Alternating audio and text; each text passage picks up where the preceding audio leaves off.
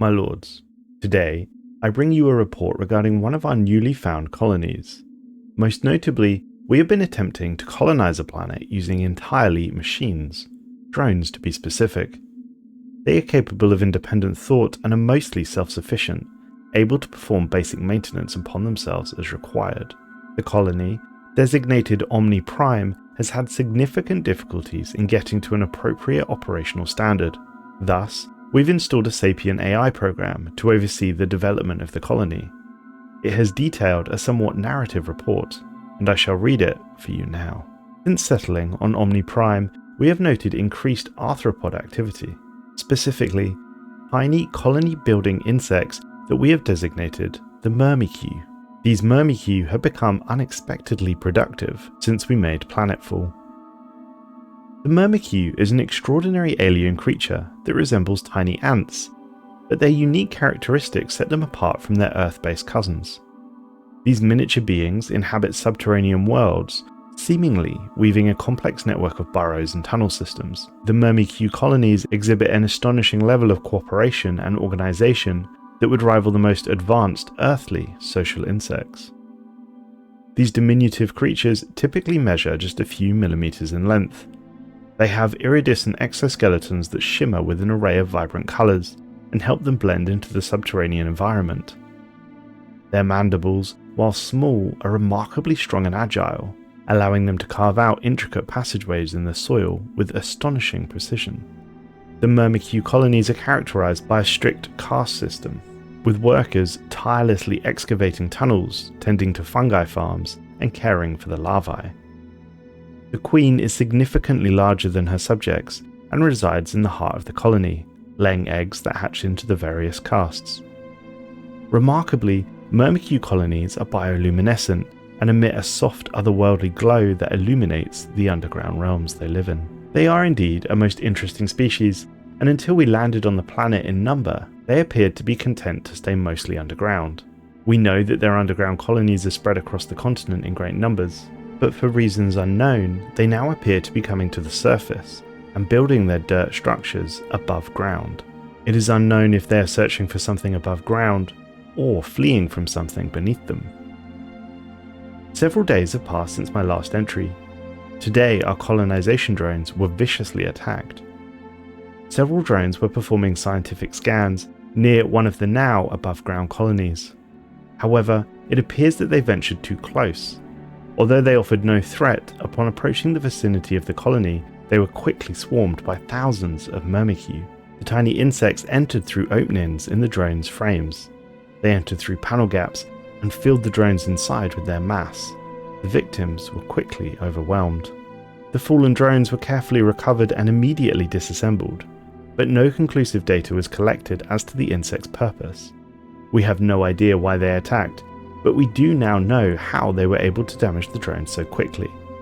It appears that the craggy surfaces of the Myrmeku's magnetic exoskeletons damage our internal circuitry, and when two Myrmeku touch, they create a tiny electrical spark, both of which may cause catastrophic failure in our units. It does not appear that this is an isolated incident. Several groups of drones across the planet have been destroyed in this manner. As of yet, none of the sites give any indication as to why. Only that all incidents happened within close proximity of these now above-ground Myrmeku sites. Losing drones this way will slow down our colonization rates. Something must be done. Another few days have passed since my last report.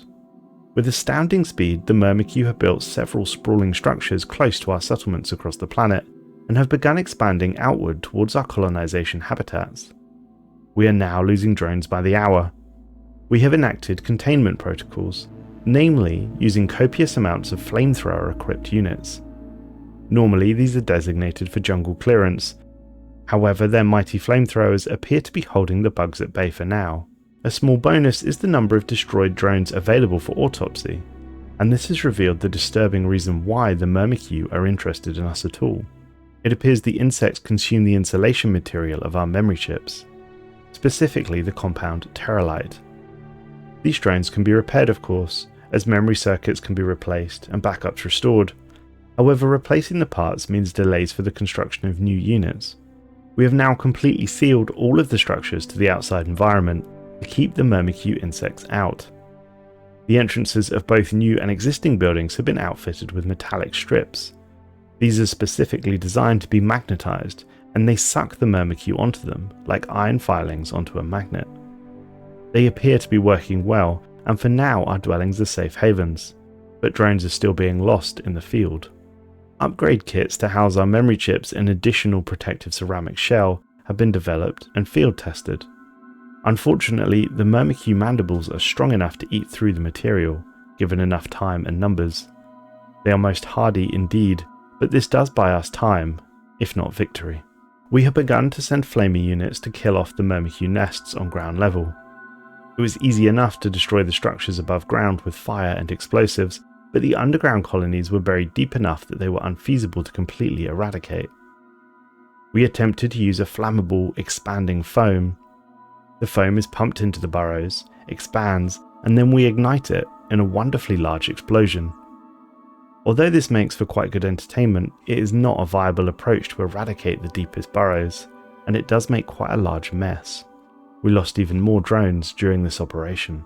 We have considered the somewhat nuclear option. We could simply purge the planet, wipe it down to a barren world, and restart the terraforming process. This will likely set us back several decades, and a few thousand energy credits. Furthermore, the possibility has been raised that eradicating the subterraneans may require a full neutron sweep of the world. It is possible that nuclear fire will not do the job, and this would add significant expense, and rerouting our Colossus halfway across the galaxy is unlikely to go down well with our military commanders. Another solution must be sought. The fire missions have not put an end to the Myrmeku problem. The insects still crawl across the planet in immense numbers, making travel and off-colony operations rather difficult. Our analysis subroutine concluded its simulation of potential futures with the following approaches. Approach A. We could attempt to distract the Myrmeku by airdropping memory insulation material far off from our colony, and then recycle the fallen units. We hope that by delivering a constant food supply, they will leave us alone. However, this will certainly not work indefinitely. They will continue to reproduce and require more and more sustenance. It is, however, a decision that would be called moral. Approach B would be to study the Myrmeku to see if we can find a way to turn their vigorous activity into something more useful. One of the more adventurous subroutines has suggested a way that we can turn the bugs into an energy source. This would technically enslave the creatures to our will, and the increase in energy output would further help us control them. It is, however, an immoral route, but likely to be more effective. After internal debate, we went down the route of approach B. We have introduced a device consisting of several finely calibrated electromagnets. These devices are placed around the entrances to the Myrmeku colonies. The magnetism in the insect exoskeletons generates electricity that we can harness as they flow in and out of the colonies. Furthermore, this study has shown that the Myrmeku move according to local magnetic fields, which gave us more opportunities. Firstly, we installed a demagnetized protective shell around our memory core chips, which was enough to protect them. And secondly, we have set up routes for the Myrmeku to travel through. These little creatures are now generating a planet's worth of energy for us simply by moving backwards and forwards through our mazes. An all-round success. Thanks for watching, folks. I hope you enjoyed this one. If you want to learn about the largest fleet battle in Stellaris lore, then please click the video on screen now.